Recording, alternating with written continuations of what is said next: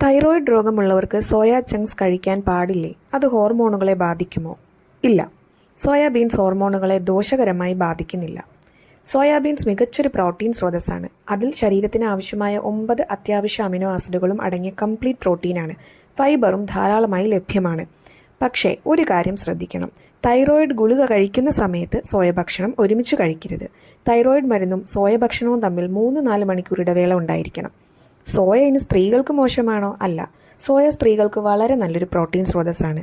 പ്രത്യേകിച്ച് മെനപ്പോസ് കാലത്ത് soya hormone balance നിലനിർത്താൻ സഹായകരമാണ്. സോയ കഴിച്ചാൽ വയറുവേദന, ഗ്യാസ് എന്നിവ ഉണ്ടാകുമോ? ആദ്യകാലങ്ങളിൽ പ്രത്യേകിച്ച് വയറ് സെൻസിറ്റീവ് ആണെങ്കിൽ കുറച്ച് ഗ്യാസ് അല്ലെങ്കിൽ വയറുവീക്കം തോന്നാം. അതിനാൽ സോയാബീൻസ് നന്നായി കുതിർത്ത് പൂർണ്ണമായി വേവിച്ച് കഴിക്കണം. അങ്ങനെ ചെയ്താൽ പ്രശ്നങ്ങൾ ഒഴിവാക്കാം. പ്രോട്ടീനിൽ സോയാബീൻസ് ചിക്കനേക്കാൾ നല്ലതാണോ? ഗ്രാം ടു ഗ്രാം താരതമ്യം ചെയ്താൽ സോയാബീൻസിലെ പ്രോട്ടീൻ അളവ് ചിക്കനോട് തുല്യമായോ ചിലപ്പോൾ അതിലേറെയോ ആയിരിക്കും. പ്രോട്ടീൻ ലഭ്യതയിലും സോയ വളരെ നല്ലതാണ്. ദിവസവും സോയാബീൻസ് കഴിക്കാമോ? അതെ, ദിവസവും കഴിക്കാം. എന്നാൽ പ്രോട്ടീൻ ആവശ്യകത സോയയിൽ മാത്രം ആശ്രയിക്കാതെ പലവിധ പ്രോട്ടീൻ സ്രോതസ്സുകളിൽ നിന്നായി ലഭിക്കുന്നുവെന്ന് ഉറപ്പാക്കണം.